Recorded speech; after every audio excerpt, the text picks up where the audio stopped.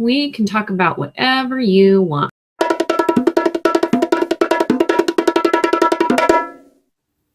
Hey everyone, welcome back to the Visually Stunning Movie Podcast. I am Mark, and with me today, the lovely and talented Val Cameron. First time in a while. How you doing, Val?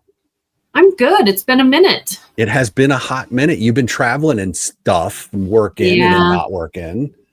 I think we're both unemployed right now. We are both technically unemployed right now. This is our job, what we're doing right now. Yes, it's for funsies. Now, if we could just make some money at it, that'd be good. Pay the bills.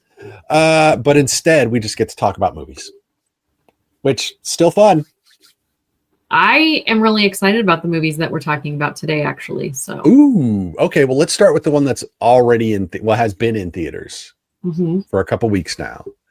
Springsteen, Deliver Me from Nowhere, musical biopics. I literally hit or miss. I just got home from watching this with my dad.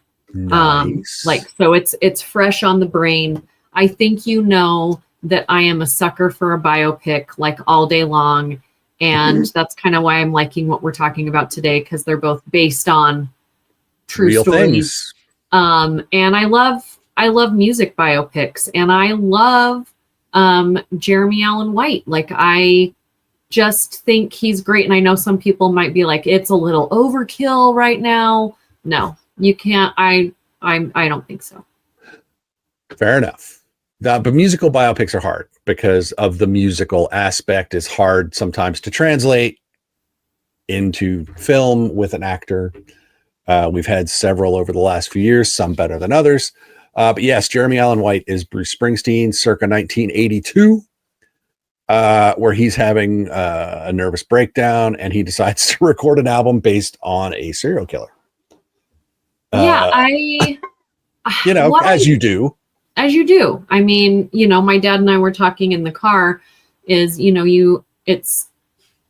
there are so many artists out there that go through similar situations. And my dad's a musician. And I'm like, Dad, like building art only comes from pain and angst. I mean, it starts there. There's also some beautiful art out there based on beautiful things, but there's a lot of angst in visual artists, musicians, filmmakers, actors, all of that.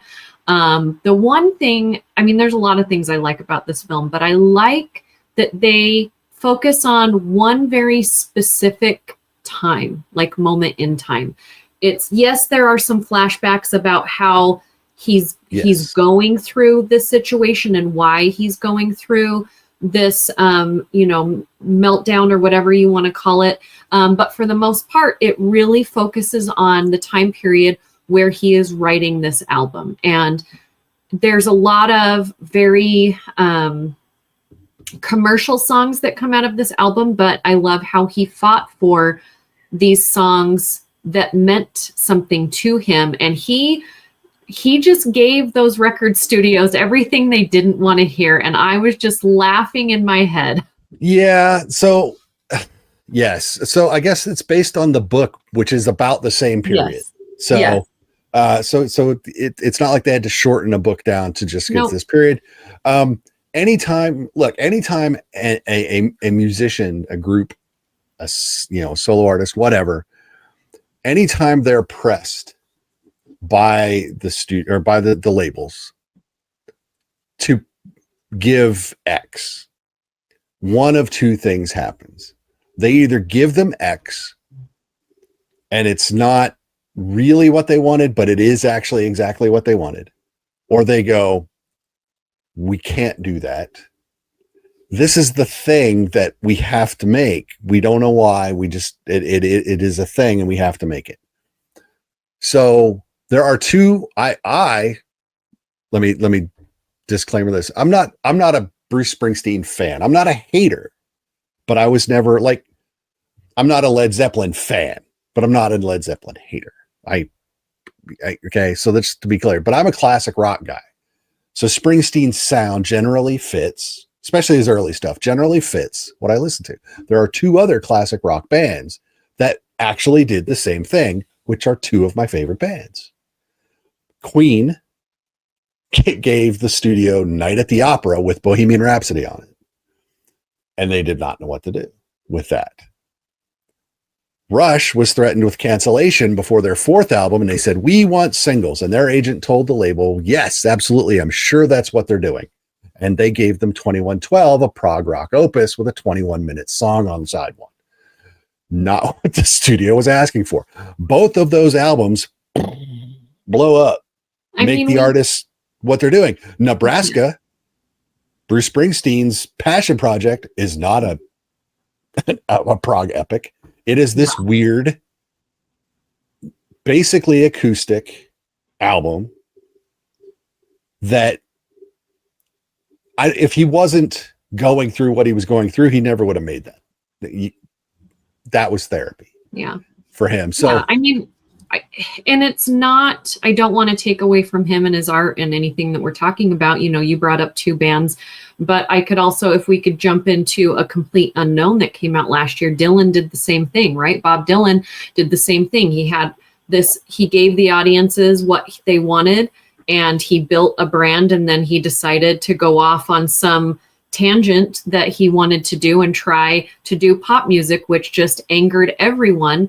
You saw it with Guns N' Roses, right? They were like one of the first rock bands to turn music videos into movies. I remember when I watched MTV at Rest in Peace, that like I was just waiting for my hip hop videos to come on, but I had to wait 25 minutes to make sure Guns N' Roses music video was over. And people didn't know that that was going to go over well, and people loved it. So this is a thing that we see happen with artists, and we've seen it with filmmakers as well. Like, this is what we think they make, but now they want to make this, and we're all up in arms about it. And I think during Springsteen's time, he didn't get as much pushback as if he would have tried to do that in the late 80s, early 90s. Because when we get into the early to mid 90s of music, and we get into pop music, that's when these artists were created by the studios, and you did what they created. They own you, and you live within that circle. And then when you try and leave that circle, that's when you get what Britney Spears is now. So this is why I love classic rock. Right. So plus I'm old. No, you're not. I mean, you kind of are, but getting into the casting of this film, and getting into how they brought us to the point where Bruce Springsteen gets here, I really appreciated, because I'm not a huge flashback person. Flashbacks need to have a purpose. Yes. Or why don't you just shoot the movie about that time period, right? And what I liked about how they dealt with the flashbacks is that you saw the flashback, but then you saw him going back to that moment in this time period that he was in. And you saw little Bruce, and then you saw big Bruce watching little Bruce. Yes. And you saw him go to his houses, and you saw him go, to these places, and you know what's happening with his dad without really knowing a whole lot about his dad, who also was played by Stephen Graham, right? Stephen Graham. Who just won, didn't he just win like something, an award for being an actor? Probably. He just won something. I am so sorry that I'm not prepared. He has 3 Emmys. Yeah, he just won an Emmy for the Adolescence, which if you have not seen Adolescence, you should.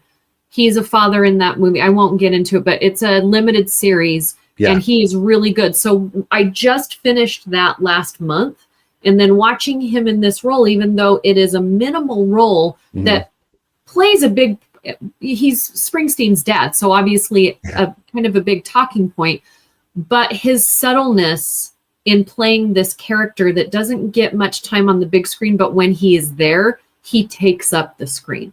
Yeah. Like you can feel what he's doing, and he doesn't have to say much. He is such a good actor that emotes from his body that you don't need to give him anything to say. Yeah, let's talk about that. So his mom, this is so weird. We've reached the point in time where Gabby Hoffman is playing moms. Yeah. That's just weird for me because yes, I'm old, but my brain is still not ready for that. Because I remember when Gaffy Hoffman was this big. Yeah. But and she's great. Just knocks it out. And dude, a guy I didn't get early on. It's Paul Walter Hauser. Yeah, he just kind of slips into this movie, dorks around, but the movie doesn't work without dorks around. Well, he does. He records perhaps the work that Bruce Springsteen is proudest of in his career. And if you asked him, he'd probably still say it's one or two. Yeah. And doesn't know what he's doing. And he says, I don't know what I'm doing. Tell me what I need to do. He does it. But then what's funny is that you watch us as it goes along. He actually does start to have input. Yeah. I mean, he didn't say he didn't know, he didn't have an opinion or he didn't know about music. He's like, I'm not a mixer. Yeah. I don't do sound. I don't do any of this. And he's like, perfect. But I also just watched him in a movie that I actually didn't enjoy as much as his time in this, and that was The Luckiest Man in America. Yeah, about the press your luck thing.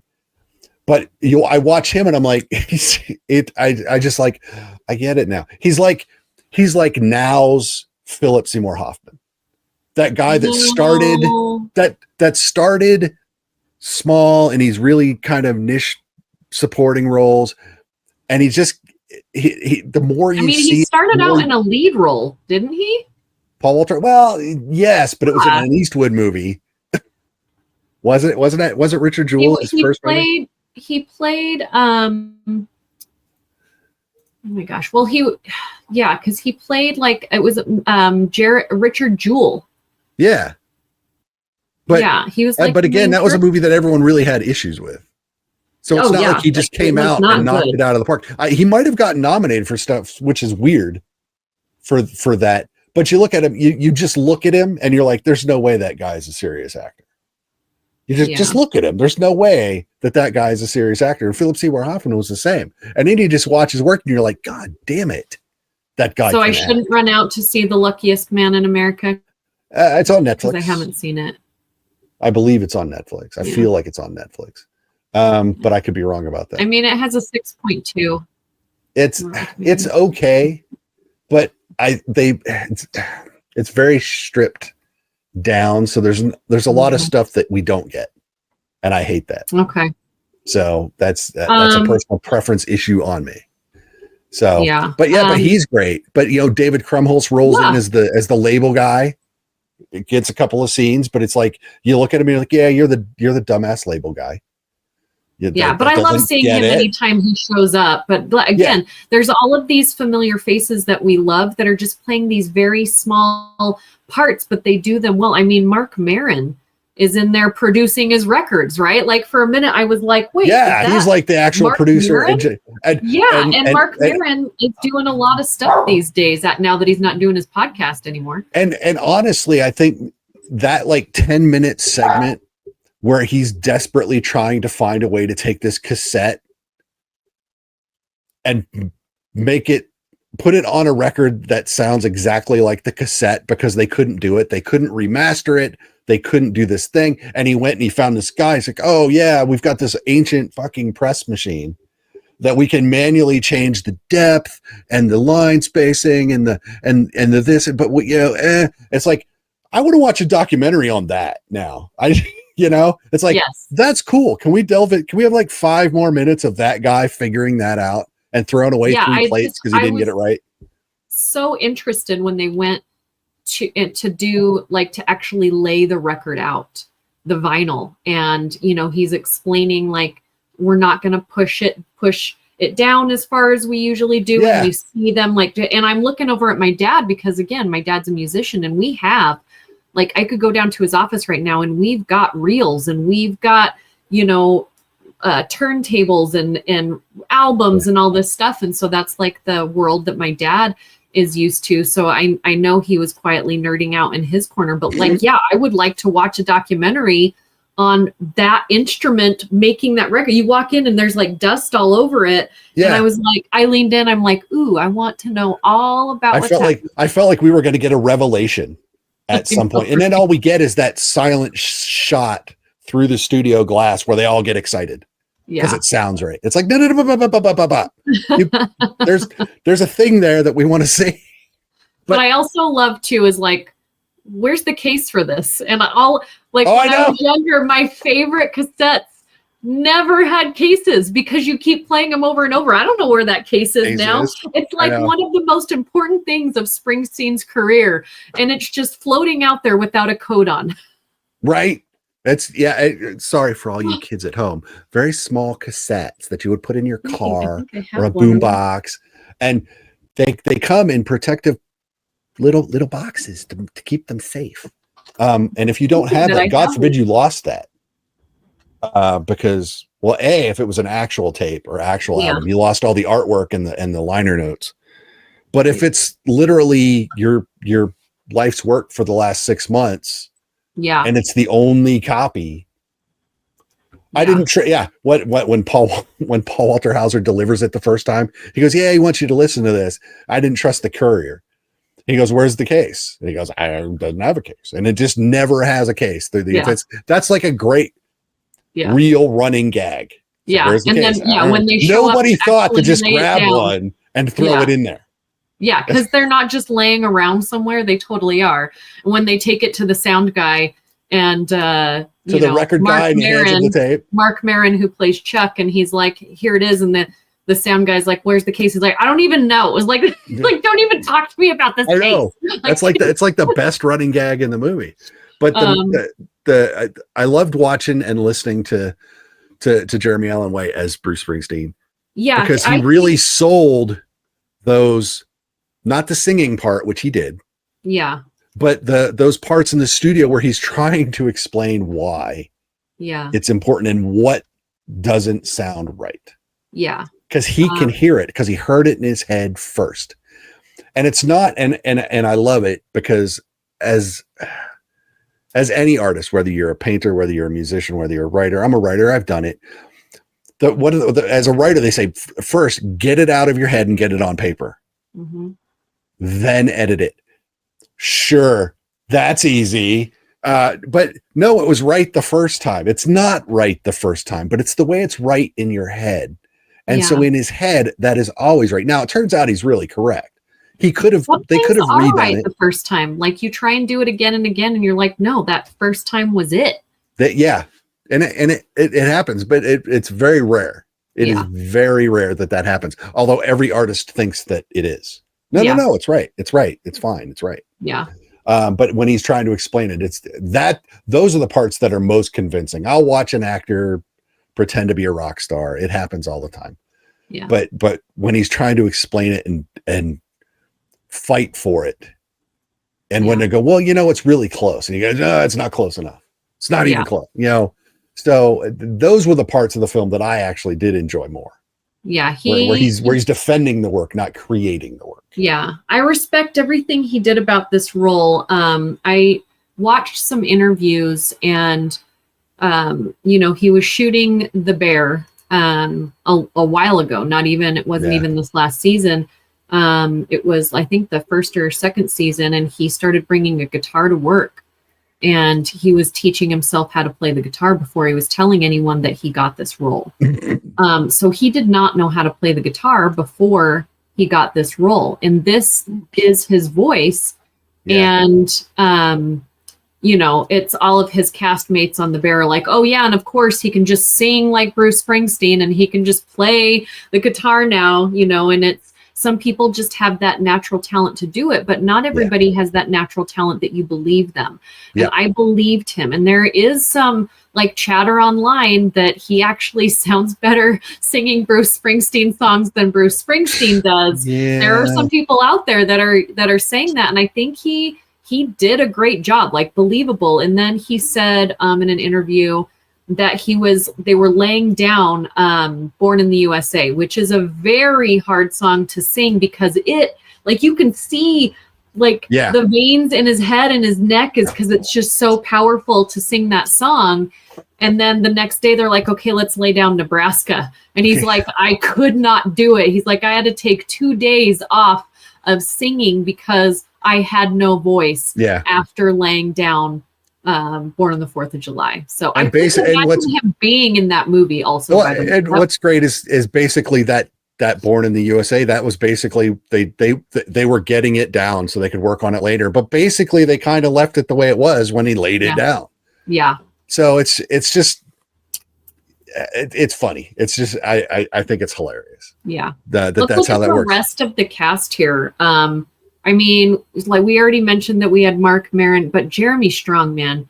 Jeremy Strong over the last 5 years has been just showing everyone that he can do pretty much anything quietly.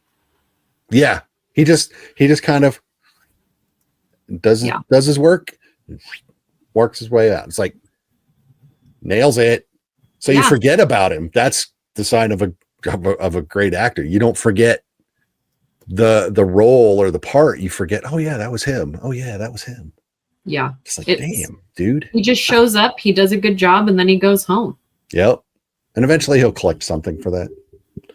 So it wouldn't surprise me. But no, it's the cast across the board is basically great. So I'm looking at IMDb. As am I, right over there. And the guy who I thought was his friend that drove him to LA and like always picks him up from the airport. Look at that actor. It's Springsteen's friend that like drives him all the way to LA. And he kind of, when I first saw him, he kind of looked like an Osmond. Yeah, I actually had that exact same thought. Yeah, Harrison Sloan Gilbertson, I think. Is that him? Yeah. He looks like if an Osmond and Chris Pine had a baby. Well, it's weird. This guy. Yeah, it's this guy. He was in Oppenheimer. Huh. All right. So to be fair, everyone was in Oppenheimer. If you have a 3-hour movie, everyone's in it. But the lady he was dating during that period, Faye Romano, played by Odessa Young, she's great. Single mom. Yeah. It was a great cast. Yeah, it's very well put together. But I don't know that I loved it. You know, I thought it's fine. I think I don't know what it's missing, but I feel like it's missing something, or it went too far. And I don't know. You're very much Springsteen right now. You don't know what it's missing. I don't know what it's missing yet. I'm not sure why I don't love it, but I don't love it. I liked it. It was fine. Yeah, no, I really enjoyed it. I would tell people to go see it because I enjoyed it. It's like the movie itself is a solid B for me, but some of the performances are like B plus A minuses for me. Yeah. So I think the performances outweigh the movie as a whole, but the movie is good. I would probably watch it again, but not for a while. Like I'm not, I don't need to turn it back on right now, but I've already recommended it for a friend to go see it this weekend because I just got a message like, what movie should I go see in the theater this weekend? They're not an action movie person, so I'm not going to tell them to go see Predator. No. So I told them either Springsteen or Nuremberg, and we're going to talk. Yeah. We're talking about both of those movies right now. We're going to talk about. So yeah, so before we'll roll into Nuremberg, which opens today. But so yeah, Springsteen is definitely worth seeing. Unless you hate Bruce Springsteen. Like I said, I don't hate Bruce Springsteen, so I was okay. But if you hate him, you're not going to like the movie. Or maybe 10% of the people that hate Springsteen might respect him more as an artist. If you hate Springsteen and he's like a villain in your story, would this movie be like the movie that everybody hates when they see the origin story of their villain? Probably. I hate it. Don't humanize him. He's a villain. He's a villain. Like I don't think Springsteen's a villain, but like in the new Predator movie, he's a villain, but he's cute and cuddly and has a dog. So tiny. I saw him. Him and the Predator and what's Elle her Fanning. Fanning? Yeah, Elle Fanning. Fanning. They were doing that whole TikTok thing when she sings the what is that song? Anyways, there's a thing going on where like a person stands here and a person stands here and they sing and they sing and they sing. Yeah. And then the other person reveals she is so much taller than him. He's just a teeny tiny little guy. It's not Third Eye Blind, but it's like, I'll figure it out. You'll figure it out. I neither tick nor talk. Yeah, so, I tick the talk all the time. Yeah. It sounded really weird. Let's not. Yeah.